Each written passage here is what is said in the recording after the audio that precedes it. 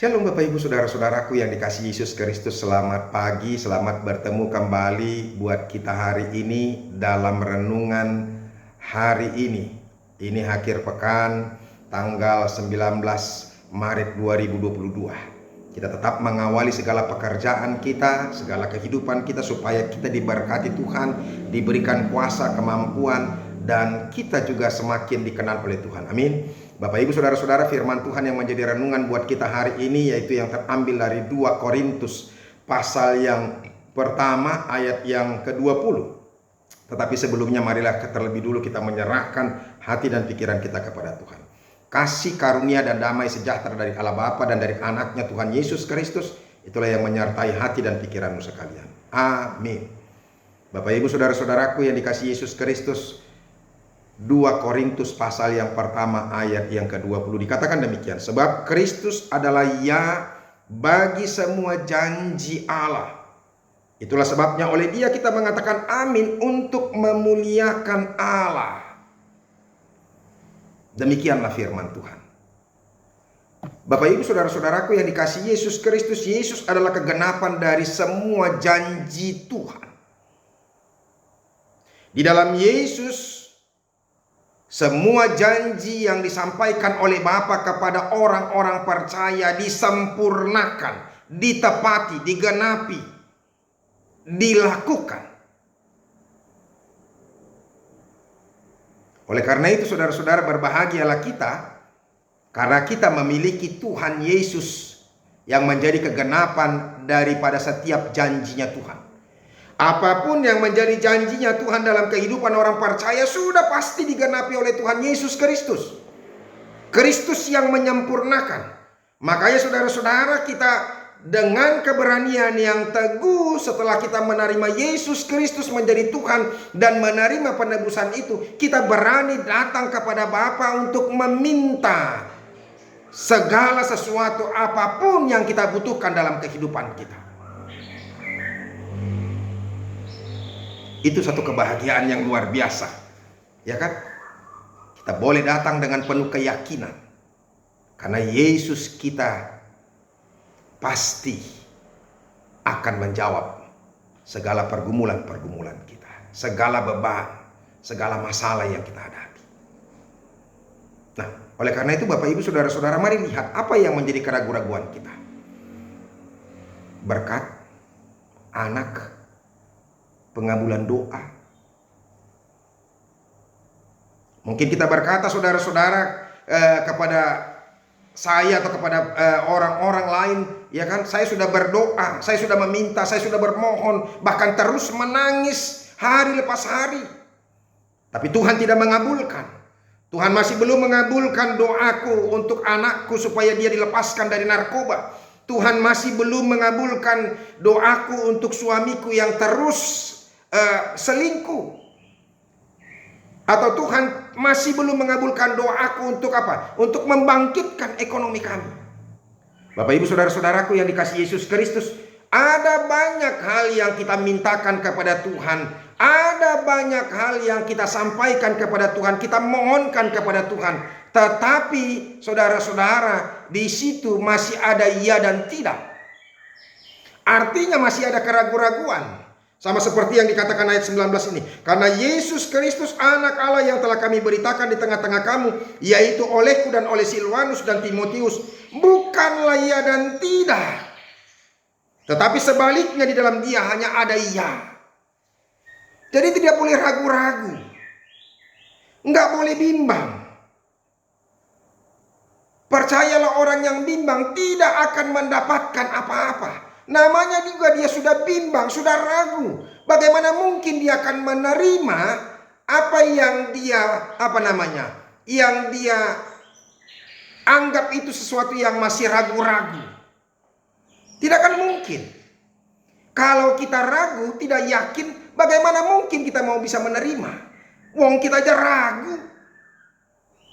Nah, oleh karena itu saudara-saudara, makanya ketika kita berdoa kepada Tuhan, anggap saja kita sudah menerimanya. Itu syarat yang paling utama dulu. Mari kita lihat saudara-saudara, Markus 11 ayat yang ke-24 dikatakan, karena itu aku berkata kepadamu, Apa saja yang kamu minta dan doakan, percayalah bahwa kamu telah menerimanya, percayalah bahwa kamu telah menerimanya, maka hal itu akan diberikan kepadamu. Jadi kita harus percaya dulu kita telah menerimanya. Itulah iman. Ya kan? Nah, oleh karena itu buang segala keraguan-raguan kita. Buang segala ketidakyakinan kita. Kalau saya mengatakan saudara-saudara, kenapa belum dikabulkan? Ya itu tadi. Karena kita masih ada ya dan tidak. Padahal di dalam Yesus Kristus hanya ada ya. Tidak ada tidak. Ketika kita meyakini bahwa dalam Yesus semuanya akan dijawab, maka kita akan mendapatkannya. Itu. Sekali lagi Bapak Ibu, apa yang kita ragukan lagi?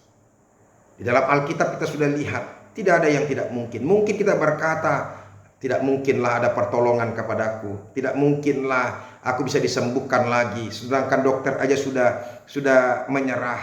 Tidak mungkinlah ada pemulihan dalam ekonomi. Tidak mungkinlah ada pemulihan dalam keluargaku. Tidak mungkin lagi anakku lepas dari narkoba. Bapak Ibu saudara-saudara, jangan terlalu cepat berkata tidak mungkin.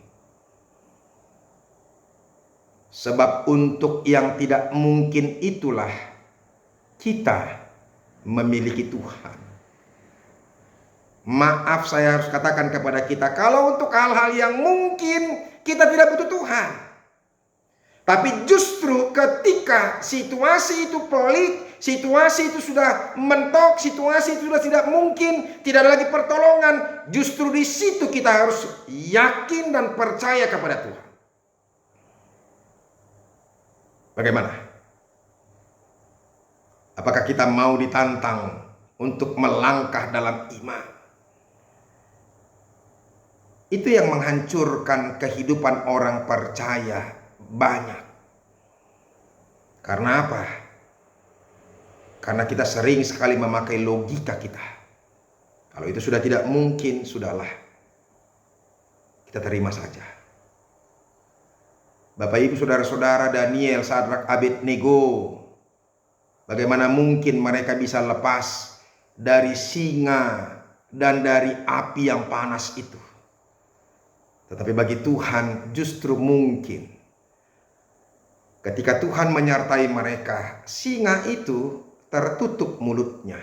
Panas itu tidak terasa bagi mereka.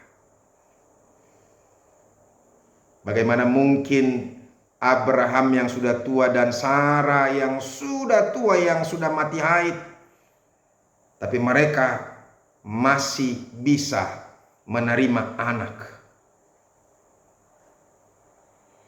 Bagaimana mungkin bangsa Israel yang sudah mentok di laut teberau, tidak ada lagi jalan bagi mereka. Tapi bagi Tuhan justru yang tidak mungkin itu mau dinyatakan kepada kita, supaya kita yakin dan percaya bahwa Tuhan kita bukanlah seperti yang kita pikirkan. Supaya kita sungguh-sungguh yakin apa yang kita percayai, bahwa Tuhan itu adalah Tuhan kebenaran. Tuhan yang melebihi daripada segala sesuatu yang ada di dunia ini.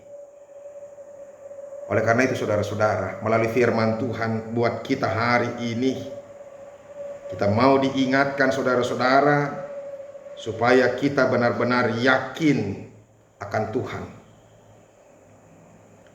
Itulah sebabnya oleh Dia kita mengatakan amin untuk memuliakan Allah.